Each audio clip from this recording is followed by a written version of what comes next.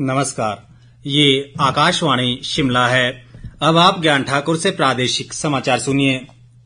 मुख्यमंत्री सुखविंदर सिंह सुक्खू ने कहा है कि वर्तमान प्रदेश सरकार पर्यावरण संरक्षण और विकास के बीच संतुलन बनाए रखने के लिए प्रतिबद्ध है। शिमला में आज उन्होंने कहा कि प्रदेश सरकार द्वारा किए जा रहे प्रयासों के फलस्वरूप केंद्र सरकार ने जनहित से जुड़ी विभिन्न 66 परियोजनाओं को FCA क्लीयरेंस प्रदान की है।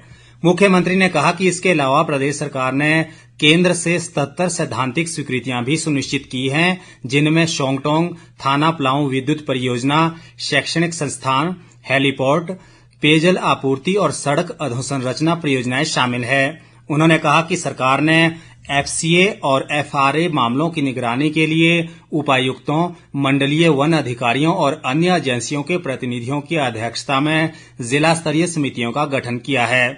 मुख्यमंत्री ने कहा कि प्रदेश में 70% वन क्षेत्र है और जनहित परियोजनाओं के लिए वन भूमि बेहद अनिवार्य है। इसलिए इन परियोजनाओं के कार्यान्वयन के लिए फॉरेस्ट क्लीयरेंस प्राप्त करना राज्य के विकास के लिए महत्वपूर्ण है।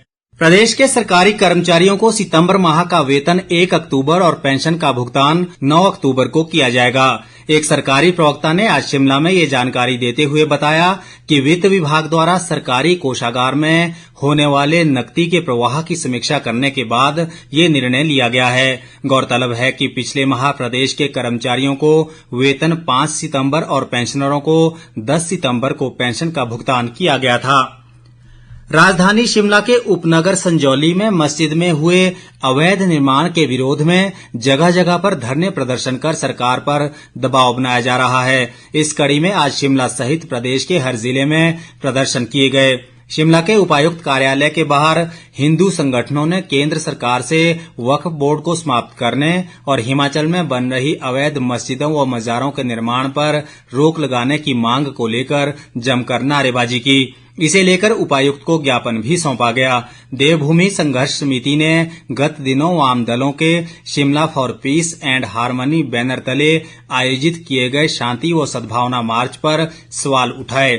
गौरतलब है कि शिमला नगर निगम की रेवेन्यू कोर्ट में मस्जिद की अवैध मंजिलों को लेकर सुनवाई अब 5 अक्टूबर को होनी है। ऐसे में हिंदू संगठनों ने सीधी चेतावनी दी है कि यदि उस दिन मस्जिद गिराने का फैसला नहीं हुआ तो जेल भरो आंदोलन शुरू होगा।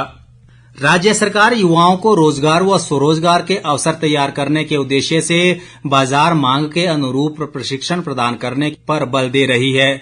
ये बात नगर एवं ग्राम नियोजन व तकनीकी शिक्षा मंत्री राजेश धर्माणी ने मंडी के विजय मेमोरियल कॉलेज ऑफ एजुकेशन बड़सू में 19वें स्थापना दिवस समारोह के दौरान अपने संबोधन में कही।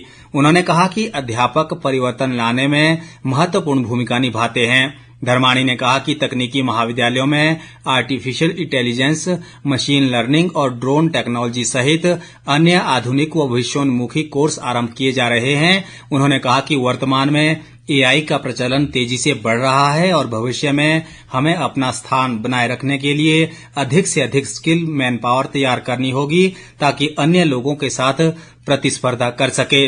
इस मौके पर उन्होंने कॉलेज के मेधावी विद्यार्थियों को सम्मानित भी किया। प्रधानमंत्री नरेंद्र मोदी कल सुबह 11 बजे आकाशवाणी से मन की बात कार्यक्रम में देश विदेश के लोगों के साथ अपने विचार साझा करेंगे। ये मासिक रेडियो कार्यक्रम की 114वीं कड़ी होगी। मन की बात कार्यक्रम आकाशवाणी और दूरदर्शन के समूचे नेटवर्क, आकाशवाणी समाचार वेबसाइट और news on AIR mobile app पर प्रसारित किया जाएगा। इसे आकाशवाणी समाचार, दूरदर्शन समाचार, प्रधानमंत्री कार्यालय और सूचना तथा प्रसारण मंत्रालय के YouTube चैनलों पर भी सीधा प्रसारित किया जाएगा। भारत सरकार के शिक्षा मंत्रालय के अधीन आने वाली नवोदय विद्यालय समिति ने जवाहर नवोदय विद्यालय चयन परीक्षा 2025 के लिए आवेदन की तिथि 7 अक्टूबर तक बढ़ा दी है। इस परीक्षा के माध्यम से सत्र 2025-26 के लिए कक्षा 6 में प्रवेश लिया जाएगा। इच्छुक छात्र और उनके अभिभावक नवोदय विद्यालय की आधिकारिक वेबसाइट पर आवेदन कर सकते हैं। इसके साथ ही ये समाचार बुलेटिन समाप्त हुआ। नमस्कार।